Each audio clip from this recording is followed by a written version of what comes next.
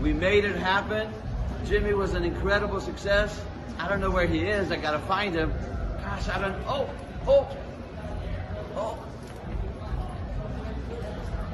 Oh yeah, George. Oh, George. Right George. here. Yeah. We did it, brother. Yes, we hey, did. Thanks to Dan. You know what? And in the ring with Dan and Benny. Hey, brother, man, he's about the most cat.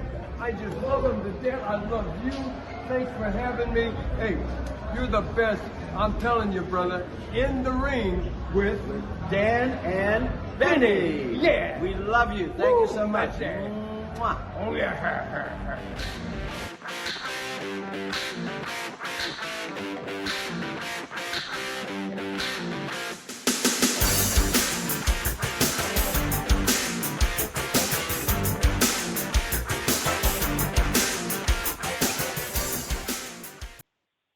Hello, friends, and welcome to another edition of Dan and Benny in the Ring. I'm Dan Sebastiano, joined as always by the playa himself, Benny Scala. Benny, Thanksgiving, we got to be thankful for something. And, you know, I record in Norfolk. I'm a Virginia boy. I cannot say how thankful I am for this guest tonight. I grew up watching all this. I mean, we always say we try and put our little Mount Rushmores together. We haven't even started this interview, and I know this man's going to be Mount Rushmore of our guests we've had in the last few years. Benny, you got to tell everybody who's on the phone with us tonight. Absolutely, Dan. Well, in this crazy world of professional wrestling that we love so dearly, there's certain names that to me represent wrestling royalty. You got the Von Erichs, you got the Funks, the Harts, amongst many others. But one of those others is Crockett. And the name Crockett evokes memories of the Jim Crockett promotions in the Mid-Atlantic territory, which absolutely has to be on everyone's Mount Rushmore of great wrestling promotions. So it's an absolute honor to have David Crockett as our guest tonight or this afternoon. David, welcome to Dan and Benny in the Ring. Thank you, guys. I tell you what, it's an honor to be on your program, your podcast. For so many years after, let's say, I went to work for Turner, and then after Turner, it's like they forgot me or forgot us.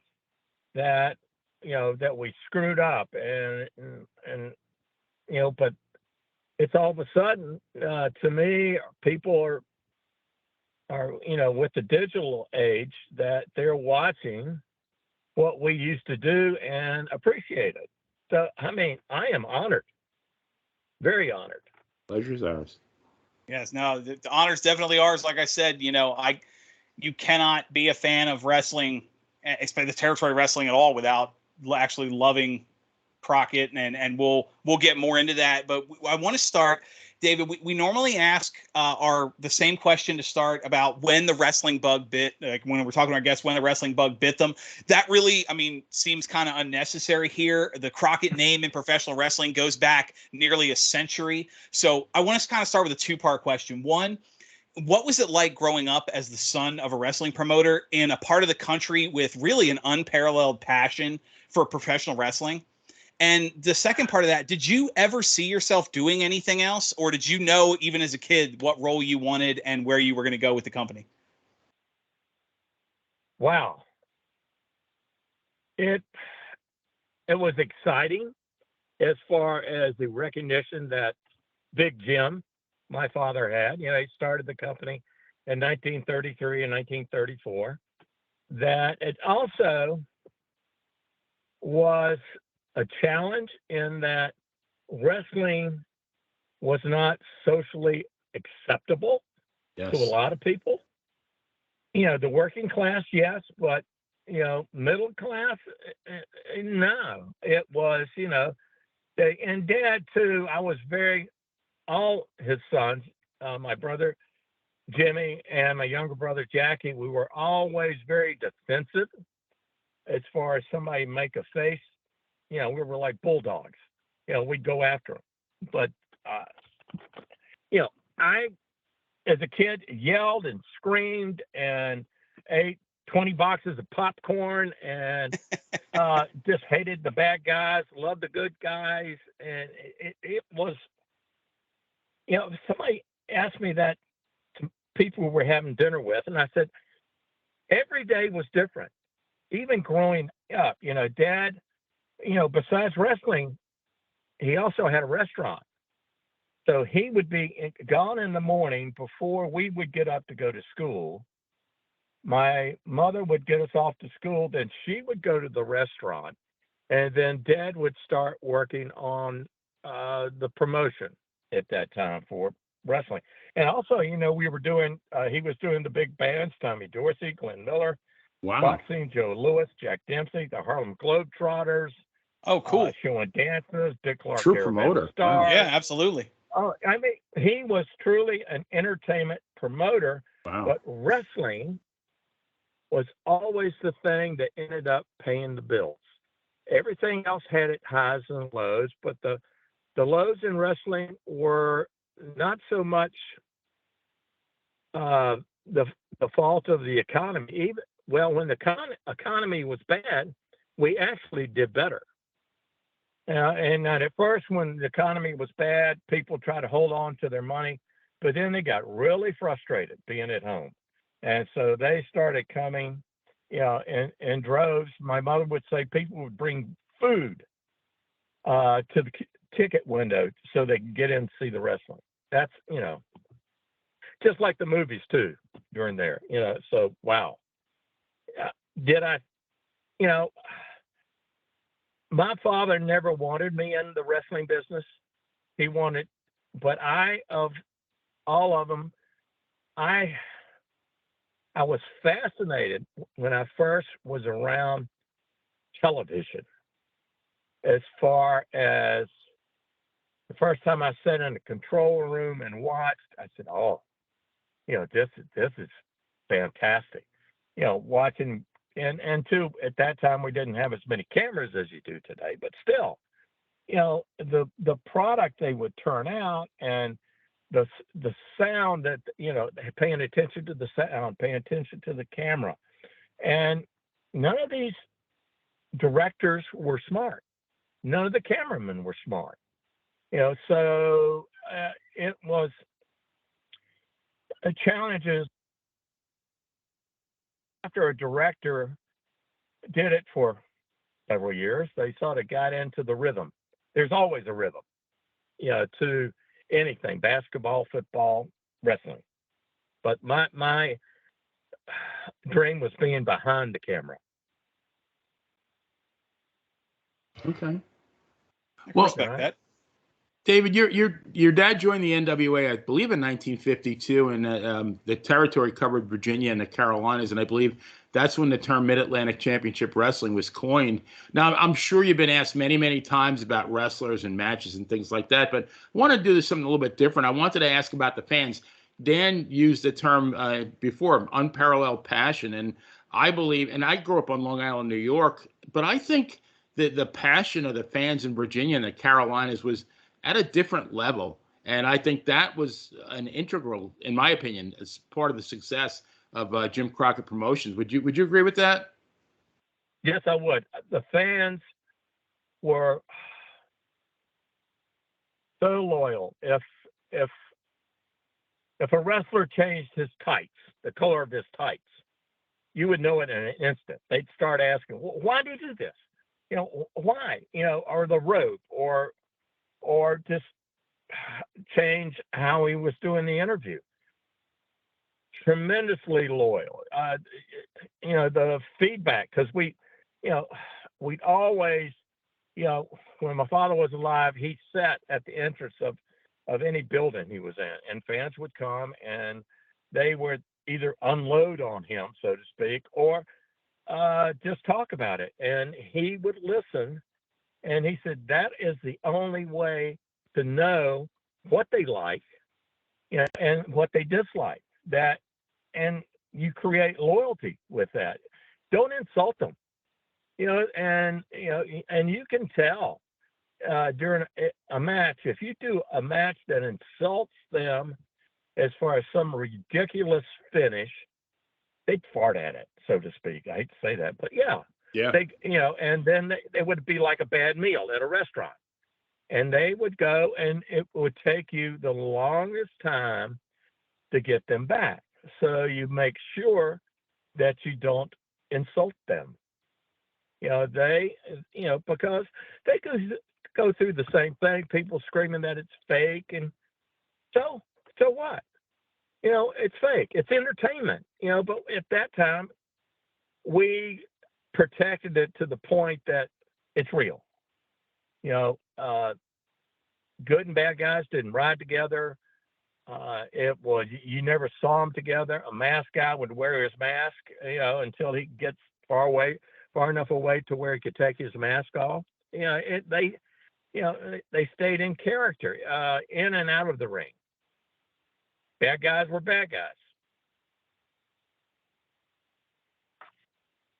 That's something that I personally think is lost on today's product, is the clear dividing line. Absolutely. But it is, and I think one reason for that is the fans are confused. It's so G-rated in so many ways that who's the bad guy? Right. Right. When you have two good guys wrestling each other, even if the other one sneaks in a punch here and there, the fans need someone to yell at. You look at any good television program, mystery or stuff, you got to have a good guy and you got to have a bad guy. Absolutely. Even the bad guy might be sort of good for a little bit, but he's always sneaky. Yep. I would take Ric Flair. People loved to hate him. For so many years, they just loved hating him. Yeah. And then when he flipped, he was a true baby. He could flip back and forth depending on who he was wrestling. Right. He was an anomaly. There are so many people that can't do that. Very true.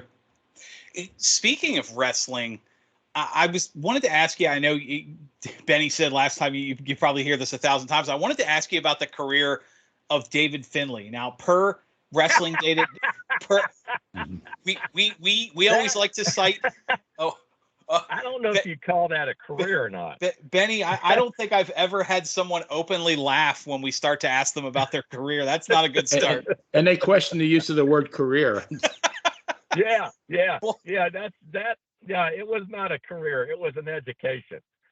And that at the time I was single. I was the only one in the family at that time single. I was an amateur wrestler, and I was having a good time with life. And Dad came to me and he said, and you mentioned that at first. He talked about the Von Erichs, the Funks. There were families, wrestlers that were in the wrestling. Jim Crockett Promotions, Dad was not a wrestler. So he did not know anything from the wrestler's point of view. As far as, are you really injured? Or are you just trying to con me? Or, well, saying I can't do this, or you can, and so I said, well, and he said, what else you got to do? What are you going to do? And I said, okay, I'll do it. So I had Gina Noli and Rip Hawk. Oh my God. You want to talk about hard. Trying to drop kick a turnbuckle, the top turnbuckle. I was lucky when I first started to hit the bottom turnbuckle.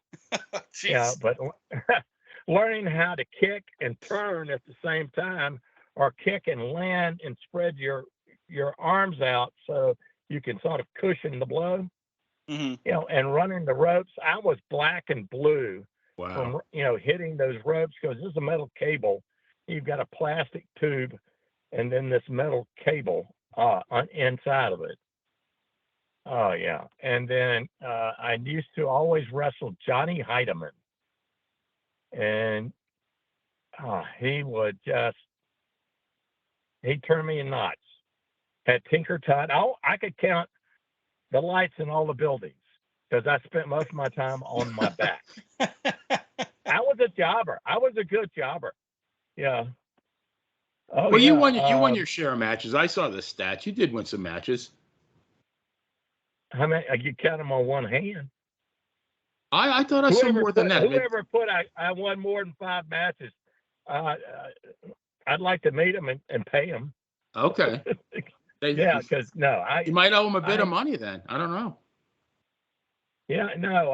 I remember I did wrestle at Park Center one time in front of my father, and I was wrestling Johnny Heidemann, and I came off the rope and hit him with an elbow. And he said, "David, I just want to let you know," this is afterwards, that I grew up in New York. I've had policemen hit me with billy clubs. I have never been hit that hard when you hit me coming off the ropes with your elbow. I went, "Really?" Wow. I said, "I didn't feel it." You could have shot me, and it'd take me a couple of days to die. I was numb. I was so hyped up. And Dad never said anything to me about that match. Never. Wow. Yeah. Well, it's funny. Pardon? No, I was going to say you were talking about your. I didn't mean to cut you off. You were talking about your wins and losses. The cage match, which tracks cagematch.net, which tracks statistics. Yes. Does have, now this is just the matches that there's official record for. You were 48. You had 48 wins in your career, and about 2/3 of them came against Charlie Fulton, who had over 1,000 career losses. So that's something for you. Now, yeah, Dan, Charlie and I spent a lot of time together. Wrestling Data, I think, had him 63 wins. Wow. Yeah, he won over me a lot more than I won over him. Usually it was in a place like Charleston, South Carolina, or Roanoke or Lynchburg, that we would wrestle. Spot shows. Never any really big places that I remember. I did a job for Brute Bernard on television. Oh wow, okay. That's scary. That's scary. And also Brute, would eat cloves of garlic like you chewed chewing gum. Jeez. Oh, it was something else. Oh boy. Then I had Art Nelson.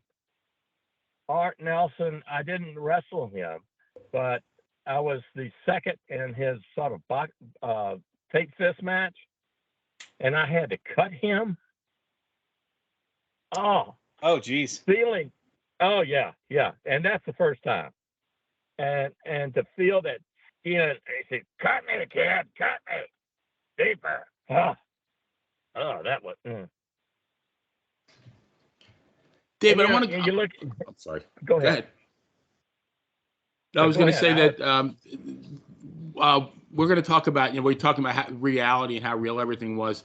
But little known fact is that you were on that same plane with Ric Flair, Valentine, Bob Bruggers, and Mr. Wrestling, Tim Woods. And fortunately, you were the least injured. But I wanted to talk about Tim Woods, and I'm not even sure if this is true or not. But I heard this in a Flair interview that there was rumors that he was on the plane with Flair, which would have been a huge breach of kayfabe. And then Woods, to dispel the rumors, I think he wrestled like a week or two after the plane crash, just so that people would think, oh, no, he couldn't have been in the plane because, look, he's wrestling already. And just to me, that's like absolutely amazing how seriously kayfabe was taken back then. And it just, now it's the polar opposite that, you see guys who, supposedly beat the crap out of each other on Monday Night Raw. They're going out for a beer after the match. He left that night from the hospital. He would not stay in the hospital. He left that night, drove back, got a ride back to Charlotte. He had broken ribs along his spine where my head went through the seat and broke them. I had a dislocated shoulder, broken ankle, pretty bad concussion, and a lot of facial injuries and about 3 teeth that were shattered. And nerves just hanging. Yeah. So. Oof. And I don't remember anything for about 6 months. Oh wow. Yeah. Yeah. And still today, I sort of remember, but I don't. I don't know. I can't remember what I was told or what I remember. I know Johnny Valentine he said we were the last two people they took out of the plane. And he said, and I was complaining to him that I couldn't remember. And he said, David, be glad you do not remember. Right. Why would you want to remember that? Yeah, Right. really. Yeah. Well, he said that the smell of fuel, and he did not realize he was, his spine was broken. He thought his legs were hooked by some metal or something, and he couldn't get them out. Did not realize that. Wow. He couldn't move them. Jeez. Yes. And then, my seat was the only seat on the plane that did not break loose. I was in the very back on the left. And two, I know Rick talked about it, that the pilot feathered the engine on the right side when we were around Florence, South Carolina, and Lumberton, North Carolina. Both those cities have airports. Why we did not land and refuel? Now, he dumped fuel, so that's what happened. We ran out of gas. Why he did not land and put more fuel on, I haven't the foggiest. I know, that we didn't leave, because it was afternoon, maybe 3 o'clock, 2 o'clock when we left. I know it was still daylight then, but why didn't land, I don't know. But I do remember going over to Cape Fear. That's when the left side started sputtering.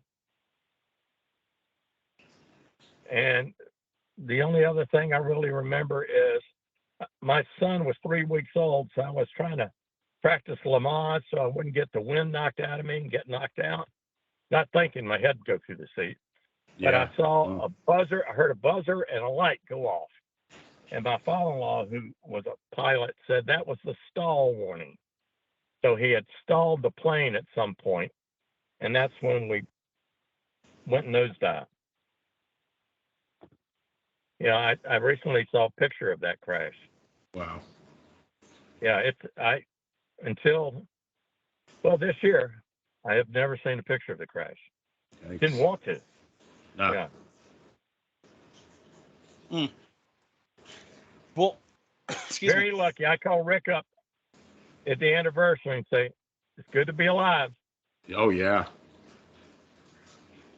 Give me considering, I mean, not only it's still one of the, I don't want to call it a what if, but I mean, not just that he survived and recovered, but would go on to have arguably one of the greatest careers in the history of wrestling after that fact is still just absolutely amazingly and incredible. Yeah. It is. I mean, it is. He broke his back, cracked it, whatever you want to call it. Mm-hmm. I mean, a crack is a break to me. But, later on he had a gallbladder operation, so he is one of the luckiest guys on earth, if not the luckiest. Yeah. Here he is. He almost died. I went down there to Atlanta, intensive care. His whole body was shutting down. They had him on an alcohol drip because he was going through the DTs. He's a functional alcoholic. He'll tell you that. Right. And you go, how does he do this? And then when he gets out, he wants to wrestle. He said, well, maybe I'll go on the gas to pump up a little bit and wrestle again. I said, you're nuts. But I like you. It's who he is. I mean, Right. No, absolutely. Yeah, he's one of those that lived it 24/7. Right. You can ask his ex-wives about that. And his children. He's golly. One of a his kind son for David sure. won't talk. Right. His son David won't talk to him. So yeah. I guess there are advantages and disadvantages to be Ric Flair. So Right. And to think, he just Benny, was it last week or the week before they announced he signed a multi-year deal with AEW? Yeah. So I mean, he'll be 75 in January. yeah, still making money and bringing the fans in. Absolutely incredible. Yeah, absolutely. Well, bringing the fans in, yes, making money. He needs to. Yeah, He spends it. Come on. Well, Rick, and you got a lot of ex-wives too. in one hand and Oh, out the yeah. other, as they say. Ex-wives and a girlfriend that Right. she knows how to spend the money. Well, like my and each one of her kids have a Ric Flair credit card, so they do a pretty good job too there you spending go. this money. Like my dad. So, and Rick does. He's got this gorgeous boat down in Tampa, and he said, Dave, let's shoot a video on this boat. And I said, Rick, are you driving this boat or do you have a captain? He says, I have a captain. And I said, okay, I'll get on the boat with you. But if you didn't have a captain, there is no way I would get on the boat, just because knowing, what he would do as far as speed and, for thrills. So no, yeah. But it's a beautiful boat. So, yeah. His multi-year, I hope that he is a commentator or a manager, or he helps the talent. If he gets back in the ring, all it would do, it's like Ric Flair's last match. Yes and no. I thought it would be better. Now that I've seen it, it's people were sad about the match. I was sad. He passed out 3 times. He was dehydrated. He was so nervous. Dehydrated. He was he was so afraid he'd disappoint the fans. That he just didn't eat and drink and water. It was a shame. There was drinking involved. It just wasn't water or Gatorade. Yeah, especially after the match. Oh my God! Yeah. Well, we've had a lot of guests on the show. For several years, you teamed up with as the great Jimmy Valiant would call him, Tony Schiavone, and did color commentary for WCW. And we've had, like I said, we've had a lot of guests. We've had folks in every position: writers, wrestlers, managers, talents. We've never had an announcer. I'd love to hear your take as to what the role is of a good announce team and what that role should be.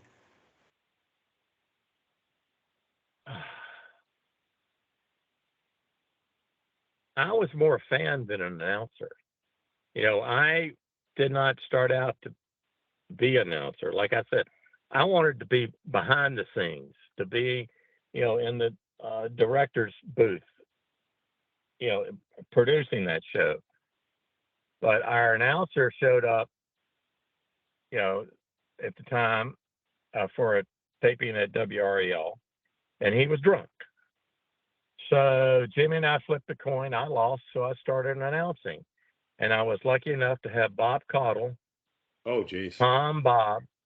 Wow. And I just sort of picked up. I said, here's this guy that's calm, and I'm a fan. So I'm going, well, I need to be like the fans. And if it's, if the match is exciting, then I'm excited. If the match is not exciting, well, I'm going to talk about the weather, right? Or anything else. But now with Tony, he was the announcer for my sister at the single A ball team that she owned part of in Greensboro. My brother and I heard him on the radio, and we needed another announcer to do 2 shows. And so here's this kid. And I said, and he looked like a kid. We told him, he said, all right, Tony, you've got to grow a mustache or something. You need to look a little bit older. So, and he is an encyclopedia of wrestling. He's like Jim Ross. Jim, you name it, and he knows all about it, and all about the wrestler, and all the fascinating facts. I'm the guy that's going nuts. You need that, though. It was fun. We had Tony and I had fun.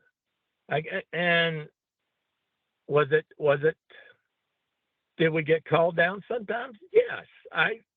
We had a intercom to the back, and I had,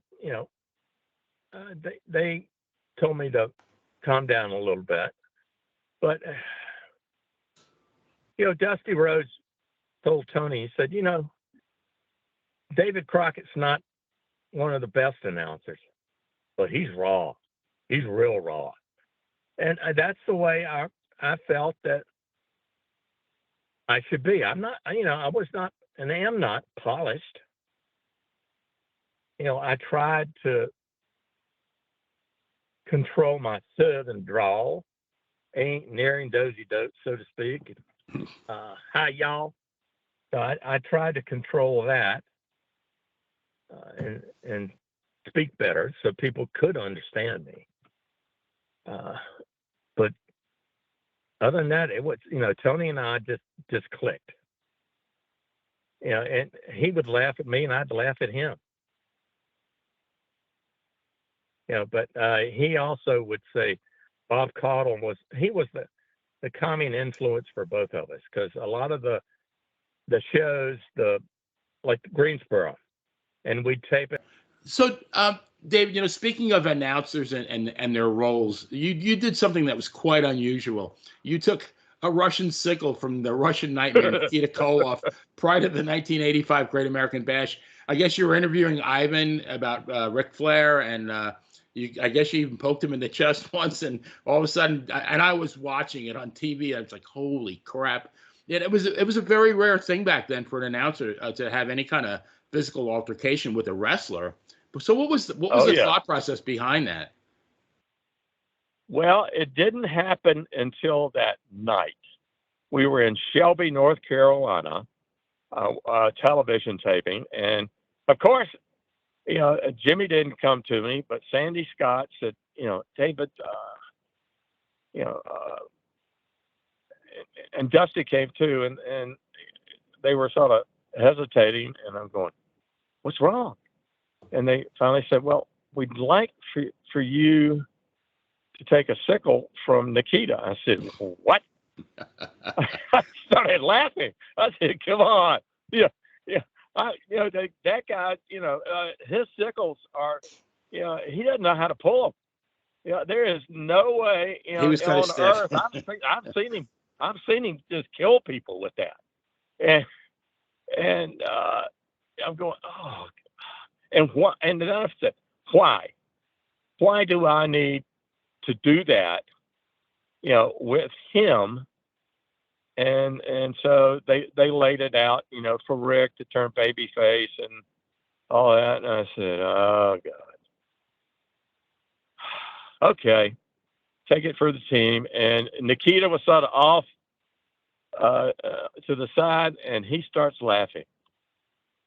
And he said, "I've wanted to do this ever since I met you." Geez, that's not a good sign. And that grin, and he, oh. And that really said, I don't know, I was hesitating. And so with the interview, I didn't know when it was going to come. He was just going to do it when he felt it was right. So, I'm sitting there giving Ivan grief and look at Nikita and sort of, "What's wrong with you, big guy?" stuff. And then he hauled off and hit me. And I said, I felt like someone running when you play kick the can or hide and seek at night, and you're running through a backyard and you run into a clothesline. You felt like you spin around the line. Right. Well, that's what I felt like. Yeah. And I hit the floor. Oh, geez. And I laid there. I didn't move because I'm going, all right, I've got all my teeth. All right, I feel like my head's all right. My chest hurts like hell.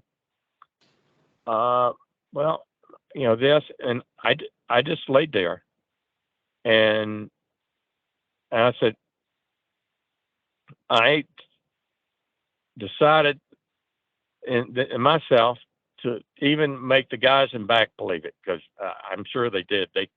And Nikita, he was giggly. He said, I loved it. But I just laid. I laid there until they had get some people to help me out. And I still collapsed in back. You sold Sandy Scott.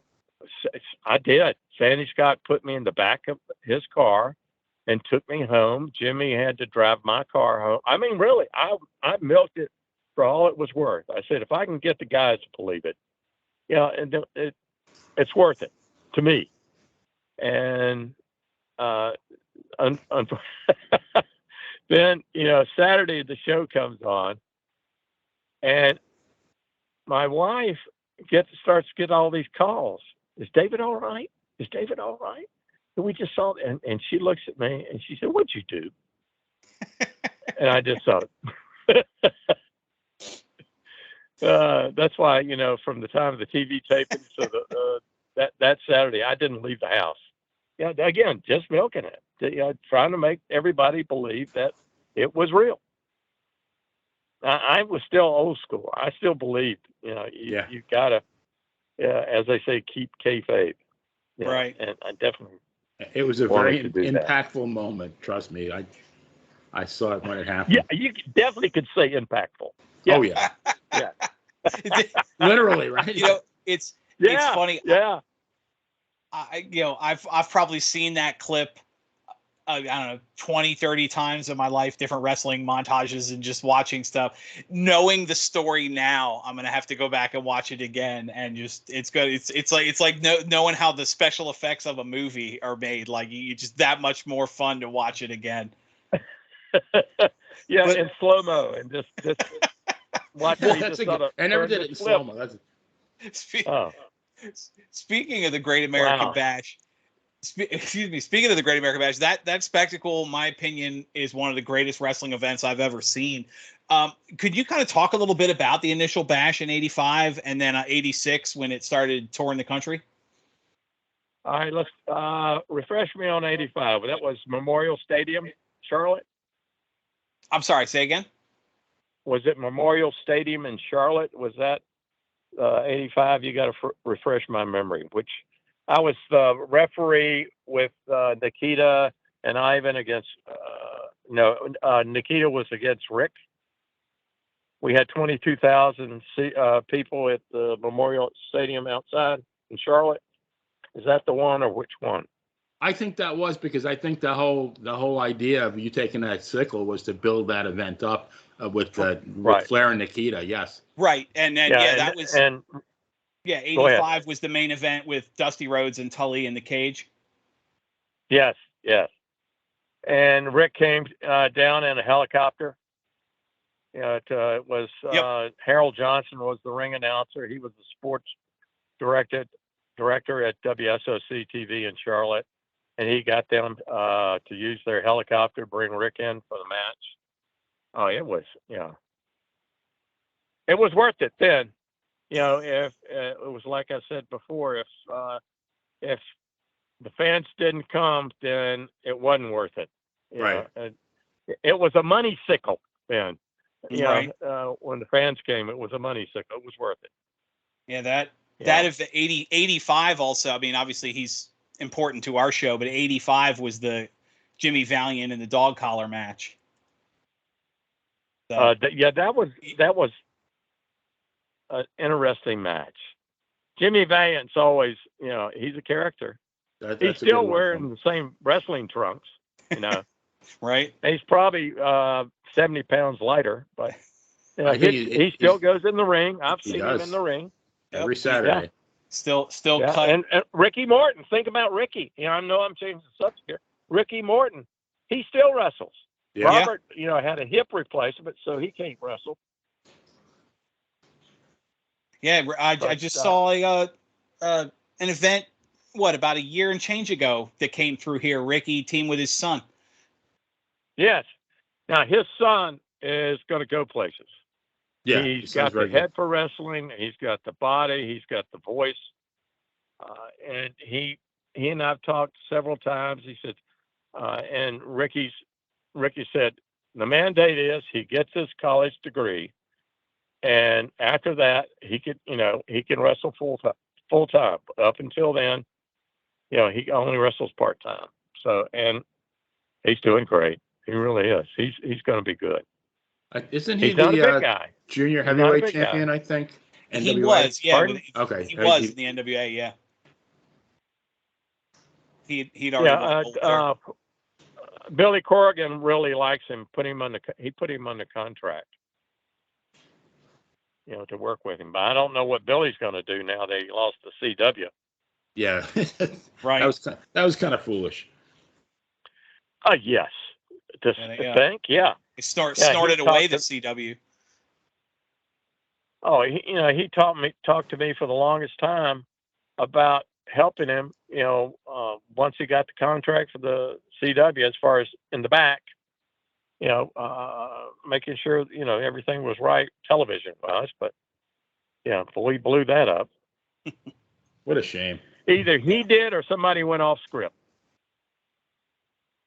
You would hope it was just a bad choice, and you don't have somebody that as experienced and long for the business as James Mitchell is doing something that crazy without approval. I don't think James Mitchell would go in business for himself.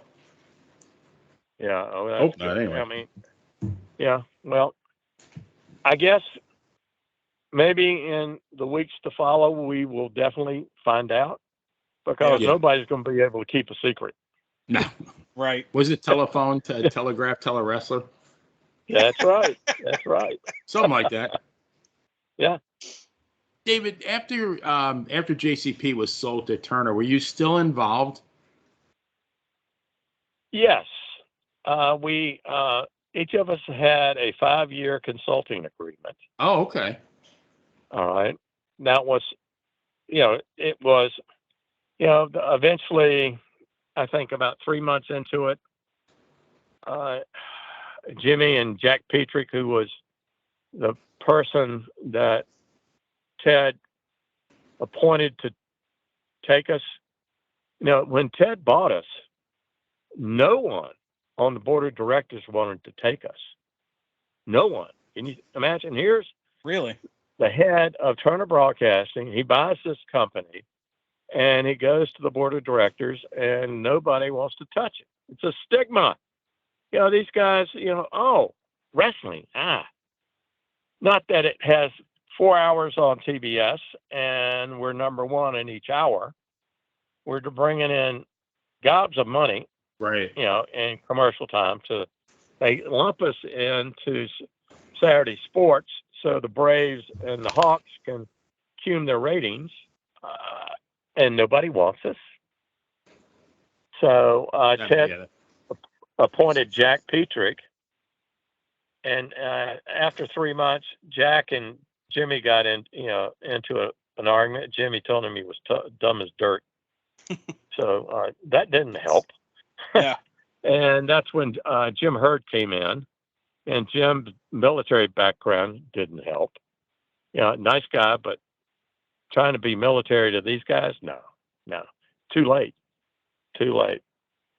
So, I did it for 5 years, and I sort of found a niche. It was, you might say, call me Mikey.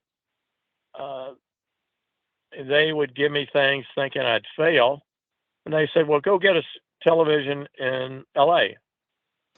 I went, oh, okay, and so I start calling around to people and found out that Claire Rothman, who was the manager of the the Forum,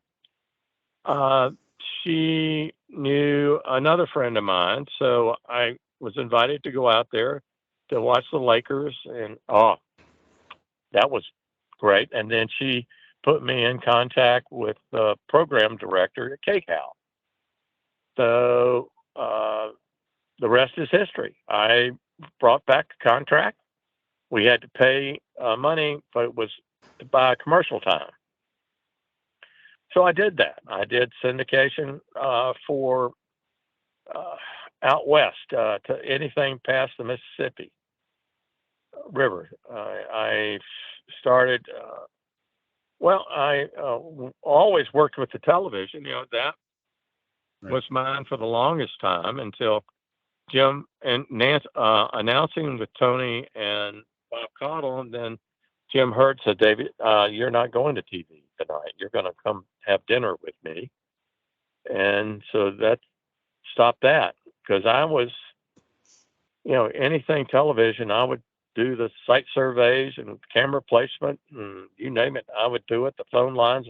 And it got to the point that even when I didn't announce, I was definitely in charge of the television end of it, as far as making sure we had the uplinks, making sure that the truck had everything, that we had printers, that we had catering, that our phone lines, generators to back up the building, to back up TV trucks.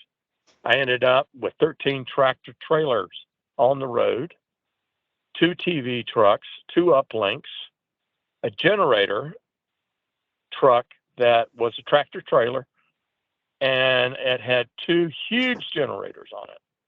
He said, "You got enough power here to power a small town." So, and then when we went digital, we were the first division of Turner to go digital. I worked with my generator company to cogeneration, where you have electrical power and generator power, and it goes in and it's sort of massaged. So a digital signal doesn't like fluctuation. And so this kept the signal steady to the generator trucks and uplinks. So that was great. So yeah, I ended up with Eric, and I was vice president of television production. Okay. Yeah, he made me that. Until that end, I was director of it, I guess. Okay. Yeah. That's still, it's funny how that it's kind of in your blood, because obviously Jim Crockett had a reputation as the hardest working promoter in wrestling. I mean, at one point, didn't the rumor, I don't know how much of it's true, but they say he didn't even have a secretary or an assistant. He would answer his own phone and do all his own planning and everything. That is right. He ran the company out of his shirt pocket. Wow. Yeah, the only help he had was my mother, and she kept the books. That's what they said. His office was smaller than the closet he kept the suits in. That's right. Wow. Very true. Very true. It's crazy. It was, now he did have an office at the house, and my mother bought some new carpet, and it was sort of a beige or almost white. And wrestlers walked in one rainy day and tracked mud in. The next day, she went out and got him an office, in a vacant house. Oh, Yeah. There you go. She said, "They're not coming in here anymore." Boom. So, and it was 1111 East Moorhead. And we gradually grew with that. When my brother-in-law, Johnny Ringley, joined the company, I was the last one in the family to join the company, and that was because Dad had a heart attack. They asked me to come back. I was at East Tennessee State, and they said, "We need you." So, and to me, I was studying accounting and business administration. At that time, in the late 60s, early 70s, if you really wanted television training in television, you had to go to a TV station or go out to Southern Cal or something, out to California, which didn't make sense. So I ended up learning the hard way, that going to the TV station, sitting in the back, learning how to pull cable, how to set up the studio cameras, how to use a handheld, And I learned enough that I understood. Same thing with tape. What would go wrong with the tape machine? How do you cool them down? You spray them with Freon. It just all those different things. Yeah. And I guess that's why, we had a baseball team, a AA baseball team, and it was my job to renovate the ballpark that we bought from the Minnesota Twins. And we bought a team out of Asheville, which was a AA team for Baltimore. Eddie Murray was my first player. Oh, wow. And so, there's a name. oh, yeah. Yeah, Eddie Murray came through, Cal Ripken Jr. As a diehard Orioles fan, that means so much to me. Oh, yeah. My sister took it over after the first year, and I went on to set up our television. We found a television truck in eastern North Carolina. An evangelist had it. It had some machines, ripped everything out, and started over again. I hired Emerson Lawson from Jefferson Production in Charlotte. They did all the ACC events. He had an Emmy for the Winter Olympics in Lake Placid. It had to do when the America beat Russia in ice hockey. Okay. Yeah, and then Wayne Daniel, who was a tape operator from WRAL TV, he was my assistant engineer, tape and main tape operator, and we started taking the truck apart. I learned how to splice cable and everything. It was fun. Got a Grass Valley switcher, nice audio board. Chiron machine at that time, tape editing, digital edit. Well, yeah, at that time was digital. Yeah. Hitachi tape machines. Then we went and bought 12 2-inch machines from ESPN. They were switching over to 1-inch. And a lot of our stations in the South still use 2-inch. So we bought all those machines, and we used 4 for dubbing and the rest for parts, to keep the machines going. Wow. Had 82 syndicated stations that we syndicated our program to, besides TBS. So, yeah, I kept busy. Absolutely. So, David, we would be remiss as wrestling journalists if we didn't ask you this now versus then question. So the date, October 24th, 1986, Charlotte, North Carolina. Dusty Rhodes needs a partner to face Ole Anderson and J.J. Dillon. And who appears but your arch nemesis, Nikita Koloff. And the crowd absolutely erupted. I mean, I've seen that so many times. To me, it's one of the most emotional moments in the history of wrestling. You have a crowd that's 100% emotionally invested in that moment. And now that's 1986. 2023, I watched Monday Night Raw on Monday night, and it reminded me of a sing-along. In fact, I posted something on Facebook. When did wrestling become a sing-along? Seth Rollins came out, and everybody's singing along. Cody Rhodes comes out, and everybody's singing along to his. Sami Zayn, same thing. It's like, you're 20 minutes in, and nobody's wrestled yet. So, how do you feel about that? I mean, we talked about it before that, you mentioned that people back then, the crowd, they came to see wrestling. And, as an old school wrestling fan, I want to see wrestling. If I want to watch a sing along, I'll go back and watch MTV. I guess the best thing I could say is I hate it. I try not to watch. Sometimes I do. I can't, I've yet to get through a full program. It ain't easy. I get so mad. So frustrated that I just can't watch it. It just, sometimes I start screaming at it. That it's. But there again, he's WWE is G-rated, so you're gonna have a sing along. This is the Mickey Mouse Club.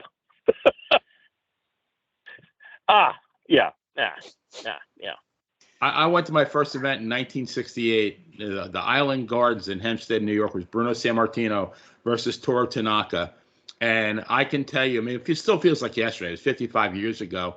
And I can think of maybe 75 words to describe what I felt that night. But I would not include fun. And it was like my heart was in my throat. It was the anticipation, like God forbid, like what happens if Bruno loses? That was the emotions that were going through my mind. Now it's like you're going somewhere where you're going to be able to sing along and have fun, and it's like the wrestling is almost an afterthought now. Right. Why pay all that money? I mean, you think about, you only have so much expendable income now. Mm-hmm. Parking, concessions, T-shirts, other novelties, and then to sit through that. People do it, but I'm sorry. I guess I am. I'm a different generation. Well,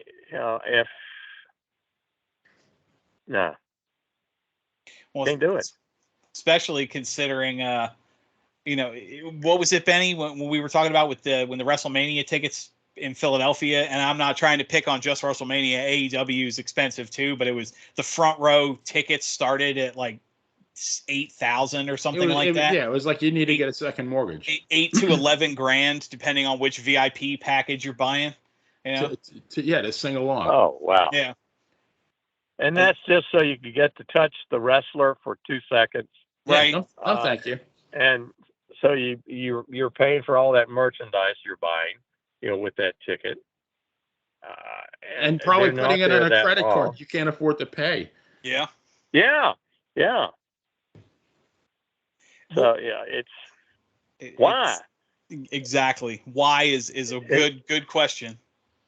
Well, if you look at most television shows now, they're not, the over-the-air stations, I call the networks. They're sort of G-rated. They're not as intense as they used to be, unless maybe after 10 o'clock at night or later. Well, those are cable stations that will put something a little bit more intense on, or your pay channels,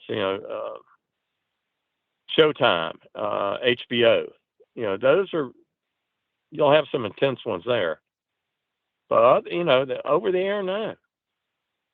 It's just blah. Matter of fact, I stream now, everything. Because if I want to watch something over there, I've got an antenna. I'll just, I might watch the news or something like that, but really can't watch the networks. Preaching to the choir. I can understand that. Well, yeah, the secret dancer or whatever that thing is. Oh, the Masked Singer. Yeah, the Masked Singer.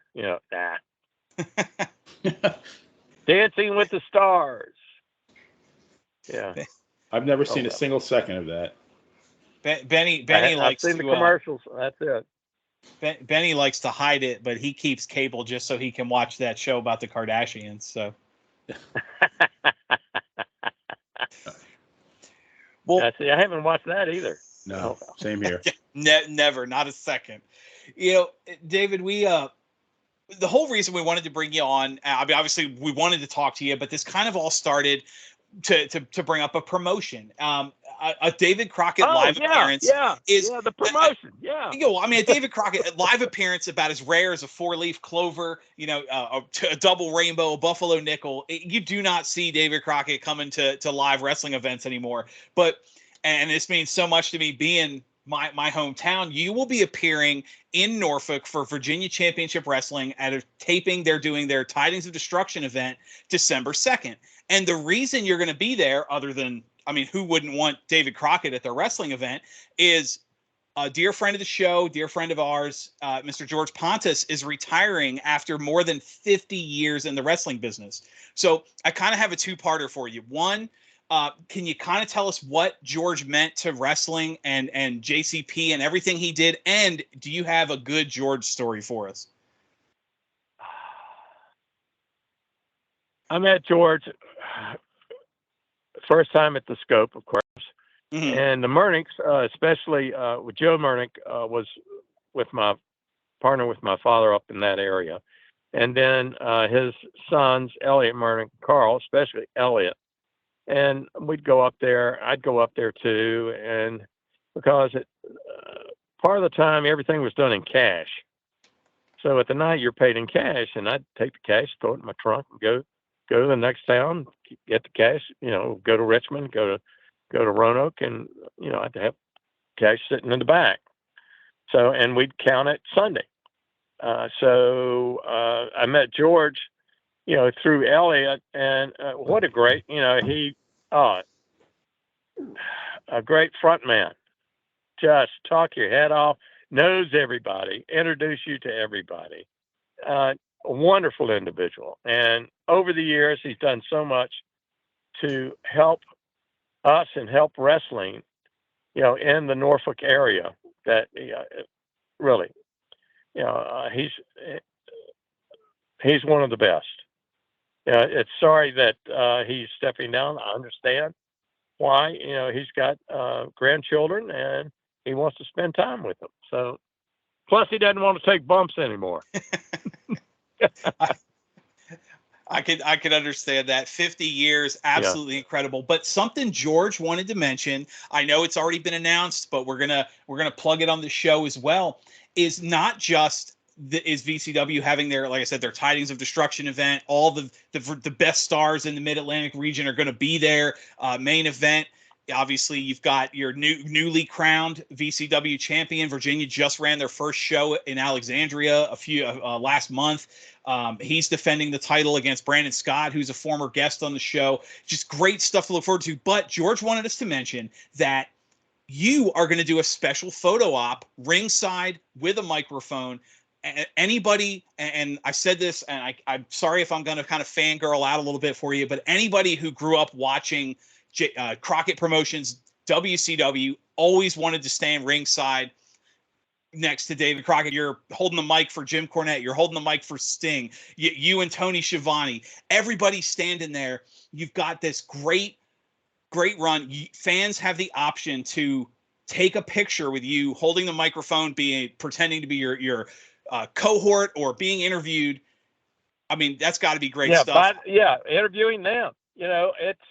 It's the least I can do for them. They made us what we were. Without the fans, we'd be nothing. And so it's a privilege to be able to do that, with the fans. And then to listen to them about what they loved about the wrestling. I mean, I don't know if we have enough time, I'll stay there until everybody's that wants a picture gets a picture. To me, that's the only way to do it. I am so appreciative of the fans that they made my life so special that this is a way I can thank them. Well, I mean, there you have it, wrestling fans. VCW Wrestling just made your dream come true. If you were a fan of Jim Crockett Promotions, you will have the opportunity to get your picture taken. David Crockett at ringside.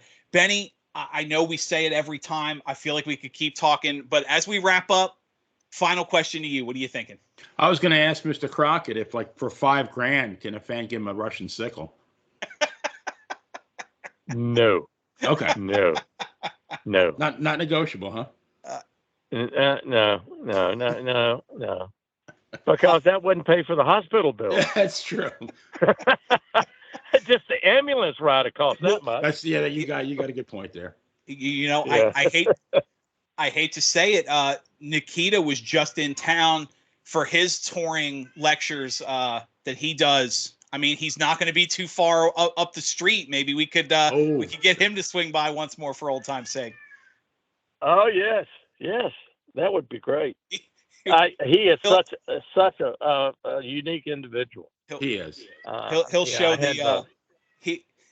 I know he was on the receiving end as well, and it led to some great stuff. But maybe he could show the fans what a Russian sickle is supposed to look like. Oh yeah, and he's still in shape too. Oh, he looks good. He really does. Yeah, unlike some of us, but yeah, he's kept in shape. Absolutely. Well, I mean, I want to wrap up again. Thank you so much for your time. This is a dream come true as a fan. You mentioned that before we started recording, and I wanted to plug it to get it out there. You have a monthly exclusive series. It's called The Book. You sit down, David Crockett, you sit down with Conrad Thompson and look back at the formidable years of Jim Crockett Promotions. You go month by month, town by town, gate by gate, through the logs. You talk, you have Jim Crockett Jr.'s books. Could you kind of plug the show, and also kind of how did that come about? It came about, I was doing an interview with Tony Schiavone and Conrad, and because their guests, matter of fact, it was around Christmas, Thanksgiving. And I said, sure, I'll do it, since you can't find anybody else. And so I just had the book beside me while I was talking. I held it up and said, Tony, you remember this? And he went, oh my word. And so I said, yeah, I've got 3 years of these books. So, and that's what we do. If you're a true fan, yeah, you might be interested. I'm not on here to plug that show. I'm here to talk to you guys and about wrestling, and I'd love to do it again. Really. So, anytime you guys, you've got my number and I've got yours. So you will not have to ask twice. This is, like I said, I'm in Norfolk. I grew up with Crockett and the early days of WCW. So the chance to talk to you, dream come true. Will not have to think twice about having you back on, because we were going through career. We stopped in Great American Bash 86. We still got a whole decade, and then we didn't even get to your modern involvement with wrestling and the reboot and the retirement. There's so much more we could talk about. This has been great stuff, and I cannot thank you enough for your time. Oh, you're entirely welcome. Really, I do appreciate it. It's my pleasure to talk to you guys. Absolutely. Well, there you have it, folks. David Crockett with his shout out. He will be appearing in Norfolk, Virginia, December 2nd to celebrate the retirement of George Pontus at VCW Tidings for Destruction. Jim Crockett Promotions, the pinnacle of territory wrestling for the era, for David Crockett himself and JCP, for the playa Benny Scala. I'm Dan Sebastiano. Have a good night, everyone, and we will see you next time we're in the ring.